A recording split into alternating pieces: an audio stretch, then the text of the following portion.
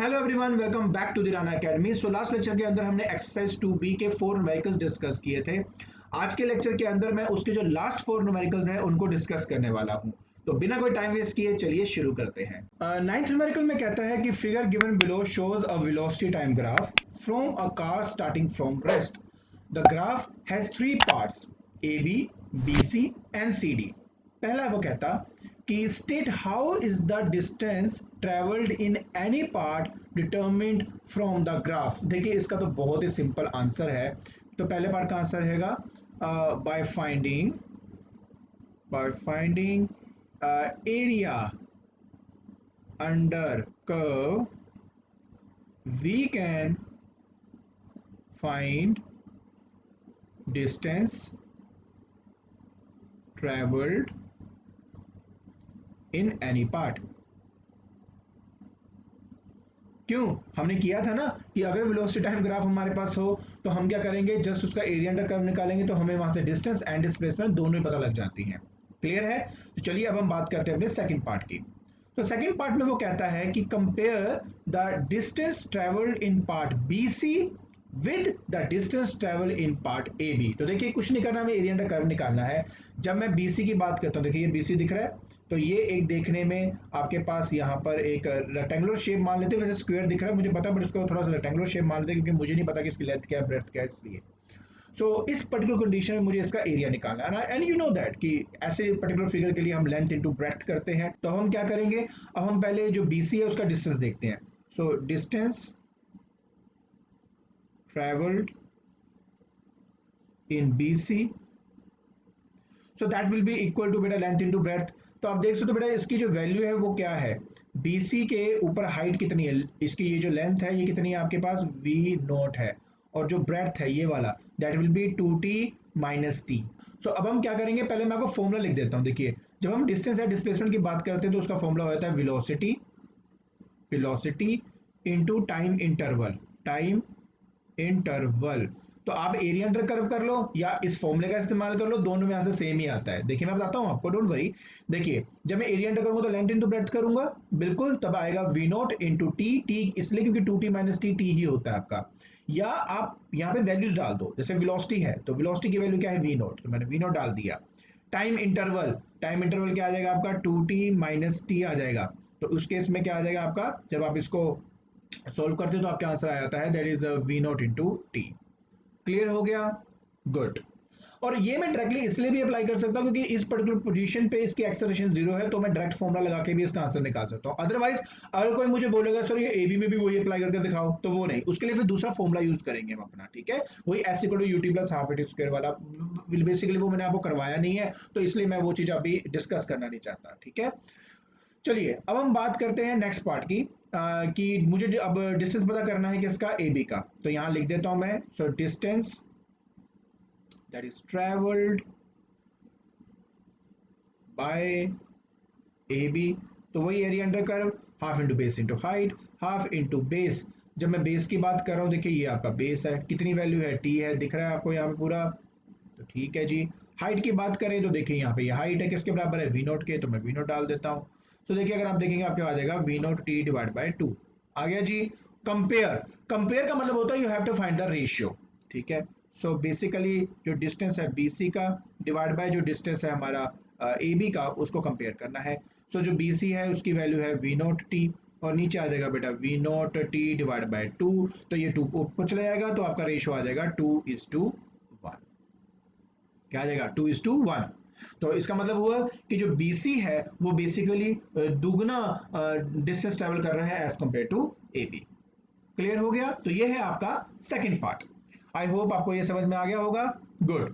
तो third part में वो कहता है कि which part of graph show motion with uniform velocity. फिर बी पार्ट कहता है एक्सेलरेशन, सी पार्ट कहता है रिटार्डेशन। देखिए बड़ा आसान है, ग्राफ देख के हम आराम से बता सकते हैं।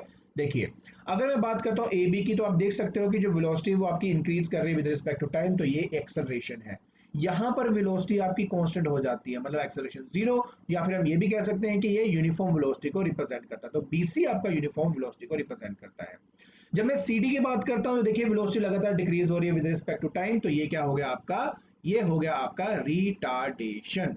आई होप आपको ये समझ में आ गया होगा कि ए बी आपकी एक्सेलरेशन हुई, बी सी आपकी यूनिफॉर्म वेलोसिटी हुई और सी डी जो है वो आपका रिटार्डेशन हो गया। क्लियर? चलिए अब हम इसका फोर्थ पार्ट करते हैं।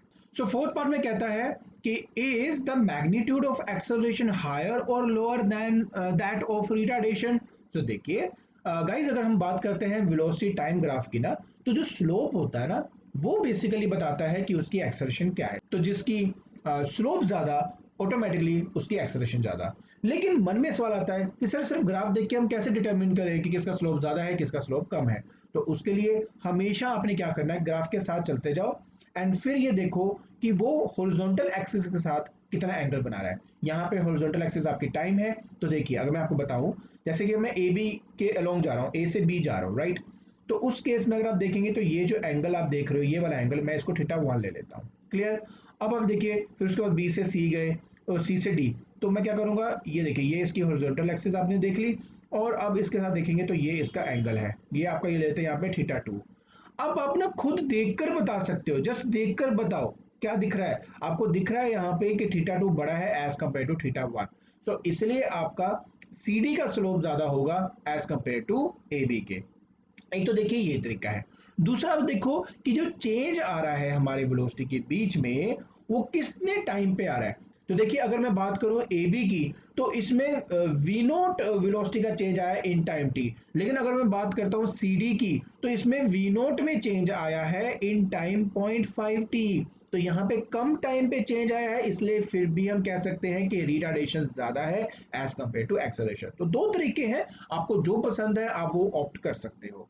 फिर वो कहता कि compare the magnitude of acceleration and retardation, magnitude of acceleration retardation. और हाँ, इसमें कहा ना गिव अ रीजन, तो बोल देना in case of A B the velocity is changing in time t and we having the same change of velocity v naught in time 0.5 t in case of cd, so therefore the retardation is greater than acceleration.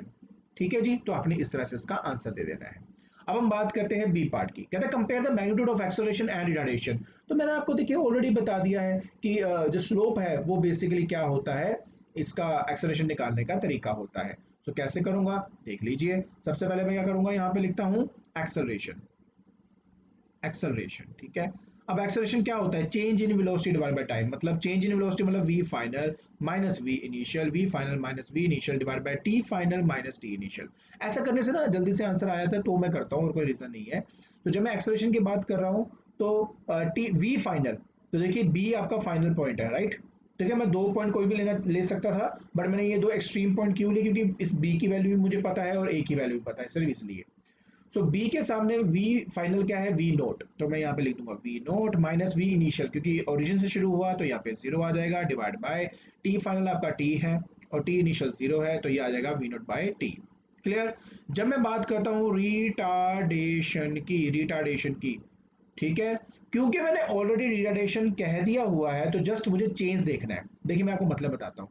अगर तो मैं कहता मैं acceleration देख रहा हूँ, guys please ध्यान से देखना, अगर मैं कहता हूँ मैं एक्सेलरेशन देख रहा हूँ किसका, सीडी का, तो मैं यही फॉर्मूला लगाता। इस फॉर्मूले के हिसाब से क्या कहता, मैं कहता यार देखो फाइनल वेलोसिटी क्या है 0, तो मैं 0 लिखता, माइनस इनिशियल क्या है मेरा वी नोट, तो मैं यहाँ पे वी नोट लिखता, फाइनल टाइम है 2.5 टी और इनिशियल है मेरा 2 टी। तो जब इसको सॉल्व करता तो मेरे पास आंसर आता, राइट। क्योंकि मैंने रिटार्डेशन बोल दिया है तो इसका मतलब मैंने ऑलरेडी नेगेटिव कंसीडर कर लिया है। नहीं तो क्या करो, आप अपने फॉर्मूले को ही चेंज कर दो, मतलब v initial minus v final divided by t final minus t initial, तो मतलब नेगेटिव मैंने कंसीडर कर लिया, तो ये दोनों जो वैल्यूज हैं ये फ्लिप होगी अपनी पोजीशन से। ठीक हो गया। अब देखिए नेक्स्ट क्या करूंगा मैं। So what is v initial, तो वी इनिशियल मतलब सी पॉइंट की बात हो रही है, तो देखो उसमें आपका वी नोट था, माइनस फाइनल क्या है आपके 0 हो चुके, तो 0 डाल दूंगा, डिवाइडेड बाय टी फाइनल। तो जब मैं टी फाइनल की बात कर रहा हूँ तो ये है 2.5 टी माइनस ये आ जाएगा आपका 2 टी। सो ये देखिए आपके पास आ गया, that is v naught divide by 0.5 t. तो ये 1/2 होता है, basically 2 v naught divide by t आपके पास यहाँ पे आ जाएगा। ठीक है जी। अब वो कह रहा है कि कंपेयर करो जी एक्सेलरेशन रिटार्डेशन को। सो देखिए बेसिकली क्या है, इन दोनों को मुझे डिवाइड करना है। मैं थोड़ा इसको यहाँ पे कर देता हूँ, देखिए यहाँ पे कर देता हूँ। So basically acceleration ratio retardation, basically ये मुझे निकालना है, मतलब इन दोनों को डिवाइड करूंगा, so that will be V naught by 2, ratio आ जाएगी 2 V naught divide by 2। So देखिए आपका कैंसिल हो जाएगा, तो 1:2 जो है वो आपका रिक्वायर्ड आंसर आ जाएगा। सो आई होप आपको ये न्यूमेरिकल और उसका सोल्यूशन समझ में आ गया होगा।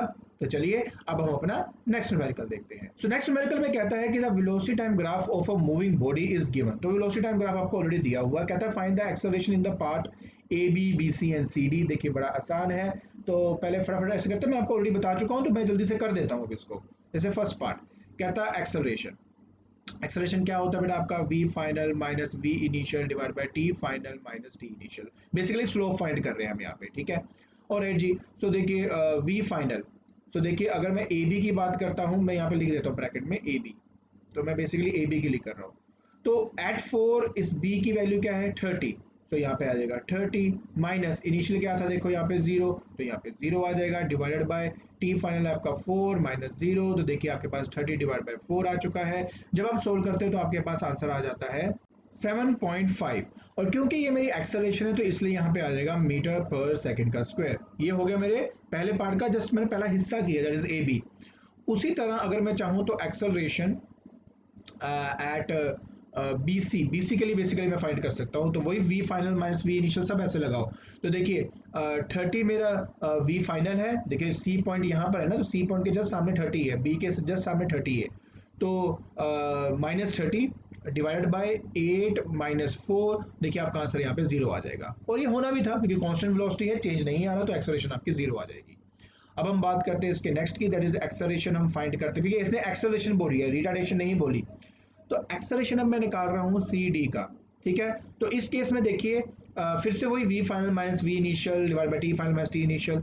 तो देखिए अगर बात करें हम वी फाइनल की, तो देखिए यहाँ पर वो पॉइंट है जो कि एग्जैक्टली 0 के सामने है, तो यहाँ आ जाएगा 0 minus v initial, C point है ना आपका, तो देखिए इसके सामने क्या है 30, तो यहाँ पे 30 आ जाएगा डिवाइडेड बाय, फिर हमारे पास आता है टी फाइनल, तो देखिए ये 10 है, 10 माइनस, और यहाँ पे देखिए क्या है 8 है, सी के जस्ट नीचे क्या है 8 है टाइप, तो ये 8 आ गया। So basically minus 30 upon 2, answer आपके पास आ जाता है माइनस 15 मीटर पर सेकंड का स्क्वायर, तो ये आपका रिक्वायर्ड आंसर है। क्लियर है? आई होप आपको ये समझ में आ गया होगा कि पहला पार्ट कैसे करना था, तो ये इसका रिक्वायर्ड आंसर है। चलिए अब हम बात करते हैं अपने सेकंड पार्ट की। तो सेकंड पार्ट में वो कहता है find the displacement in each part A B B C and C D. देखिए मैंने आपको बताया था कि एरिया अंडर कर्व करेंगे तो आपको आपका डिस्प्लेसमेंट मिल जाता है ना, तो चलिए जल्दी से फाइंड कर लेते हैं। सो देखिए अगर मैं बात करता हूं डिस्प्लेसमेंट, डिस्प्लेसमेंट ठीक है किसकी, ए बी की, तो आपको पता दिखने में क्या नजर आ रहा है, क्या नजर आ रहा है आपको, ये दिखने में यार आपको एक ट्रायंगल नजर आ रहा है, तो उसका एरिया क्या होता है half into base into height. तो देखिए हाफ इंटू बेस कितना है 4 का, हाइट कितनी है 30 की, देखिए आप ध्यान से देख सकते हो इस ट्रायंगल का बेस ये रहा, इसकी हाइट आपकी ये रही, तो इस तरह से हम करेंगे। तो ध्यान से देखिए यहाँ से जो आपका 2 है यहाँ पे 2 आ जाएगा बेसिकली, तो ये दोनों मल्टीप्लाई होंगे तो यहाँ पे आ जाएगा आपके पास 60 मीटर, ठीक है। तो चलिए अब हम बात करते हैं डिस्प्लेसमेंट किसकी, बीसी की। सो देखिए अगर आप ध्यान से देखो तो यहाँ पे आपको एक रेक्टेंगल नजर आएगा जिसकी जो लेंथ है वो उसकी वैल्यू है 30 और जो ब्रेड्थ है उसकी वैल्यू है हमारे पास 8 माइनस 4 दैट इज 4। सो देखिए लेंथ इंटू ब्रेड्थ आपको पता है, जस्ट हमने मल्टीप्लाई करना है, दैट इज 30 इंटू मल्टीप्लाई कर देंगे 4 के साथ तो आंसर आ जाएगा 120 मीटर। सो ये आपके बीसी की डिस्प्लेसमेंट आ जाती है। अब अगर मैं बात करता हूँ डिस्प्लेसमेंट किसकी, सी डी की, तो देखिए half into base into height फिर से बिल्कुल करूंगा। अब आप यहाँ पे ध्यान से देखिए इस पूरे का एरिया निकालना है मेरे को, तो यहाँ पे आ जाएगा हाफ बेस, बेस इतना है आपका सिर्फ 10 माइनस 8 का, तो आंसर आ जाएगा आपका 2 और साथ में आपके पास हाइट है 30। सो देखिए जब आप इसको काटेंगे तो आपका आंसर आ जाएगा 30 मीटर। क्लियर? तो ये है मेरी displacement A B B C and C D की। आई होप आपको ये समझ में आ गया होगा। तो ये मेरा सेकंड पार्ट है। तो जब वो बात करता मेरे थर्ड पार्ट की, तो वो कहता कि आपने क्या करना है, टोटल डिस्प्लेसमेंट पता करनी है। टोटल डिस्प्लेसमेंट मतलब क्या हुआ, इन सबको आपने ऐड करना है। तो जितने भी टर्म्स आप देख रहे हो यहाँ पे ऐड कर दो, जैसे 120 प्लस 30 कितना हो जाएगा 150, 150 प्लस 60 कितना हो जाएगा आपके पास 210। सो बेसिकली आपका जो आंसर है वो आ जाएगा 60 प्लस 120 प्लस 30, इन सभी एरियाज को बेसिकली ऐड करना होता है, तो आपके पास आ जाएगा 210 मीटर। तो ये आपका रिक्वायर्ड आंसर है। आई होप आपको ये न्यूमेरिकल और उसका सॉल्यूशन समझ में आ गया होगा। तो चलिए अब हम अपना नेक्स्ट न्यूमेरिकल देखते हैं। सो नेक्स्ट न्यूमेरिकल में कहता है a ball moves on a smooth floor in a straight line with a uniform velocity 10 metre per second for 6 second At t equal to 6 seconds, the ball hits a wall and come back along the same line to the starting point with same speed. So draw the velocity time graph and use it to find the total distance traveled by the ball and its displacement. Alright, so basically मुझे क्या बनाना है, मुझे velocity time graph बनाना है। तो देखिए मैं कैसे बनाऊंगा, मैं दिखाता हूँ आपको। देखिए यहाँ पर आ जाएगा velocity। सो अगर मैं ऊपर की तरफ जाऊंगा तो पॉजिटिव, अगर नीचे की तरफ जाऊंगा तो नेगेटिव।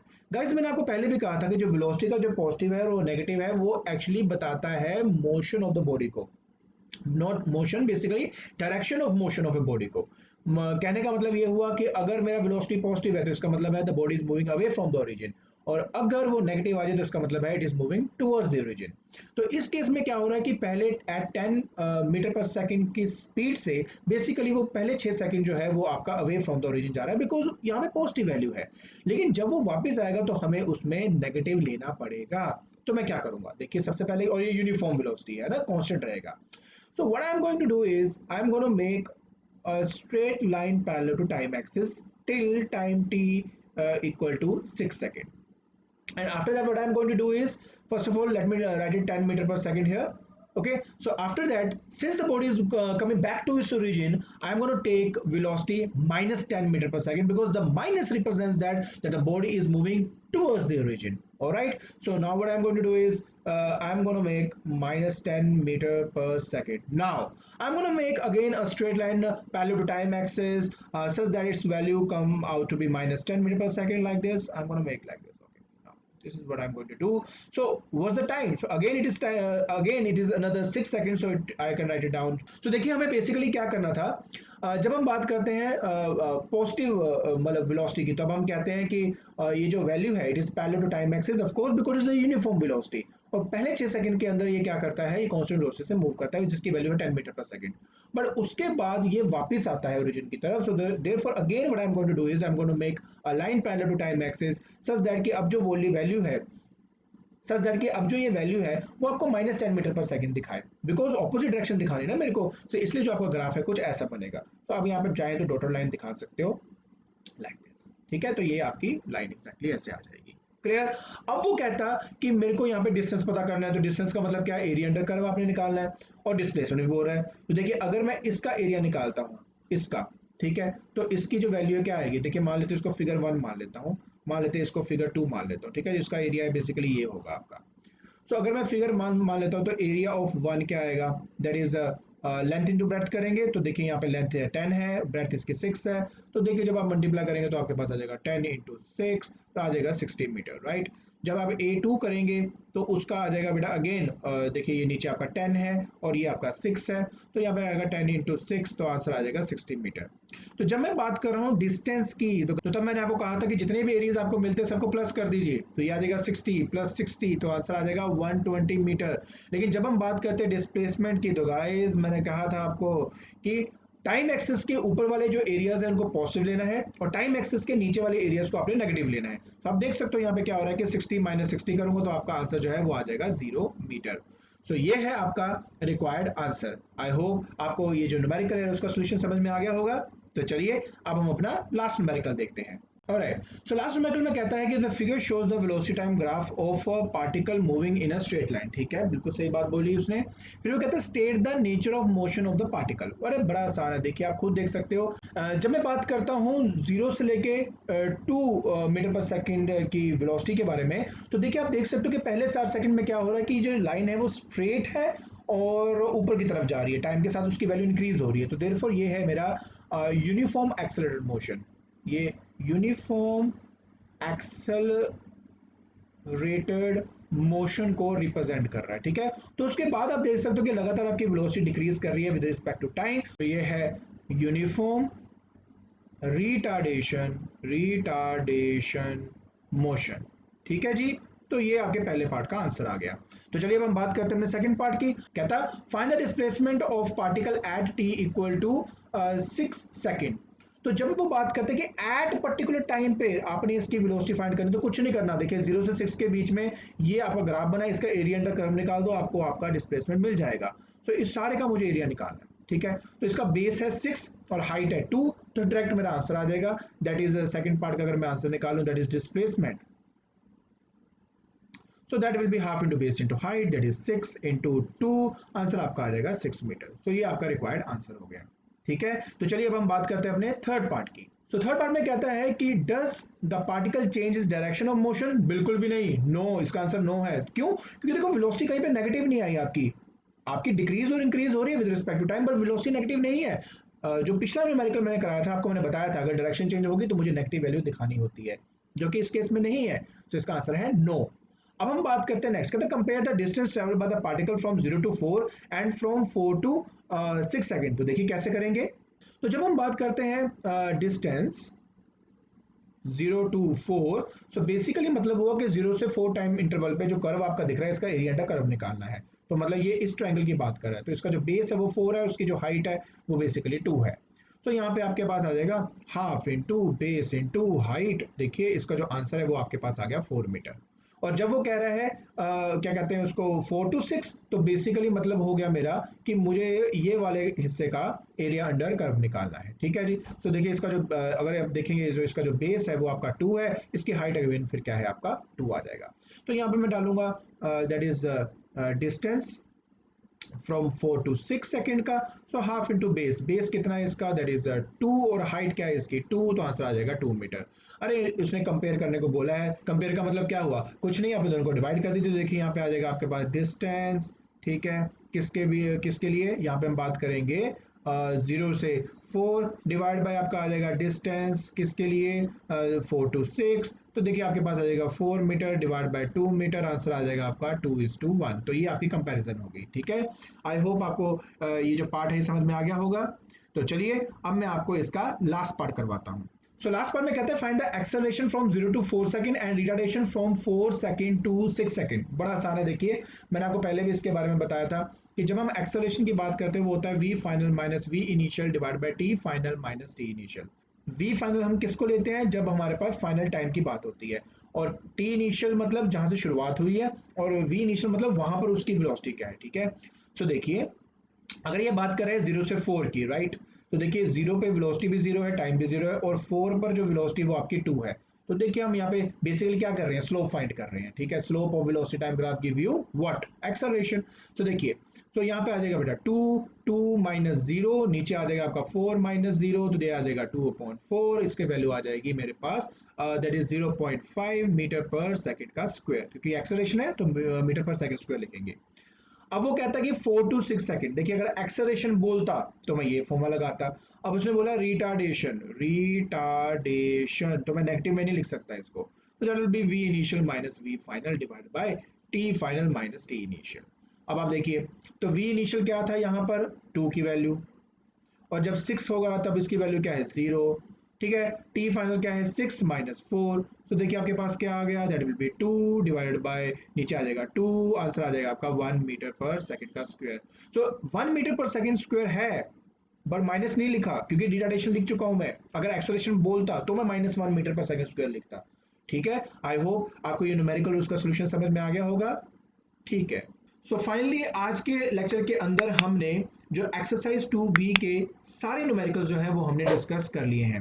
आई होप ये जितने भी न्यूमेरिकल्स मैंने आप लोगों को करवाए हैं उनके जो सोल्यूशन है आपको समझ में आ गए होंगे। तो आज के लिए बस इतना ही। Thank you so much.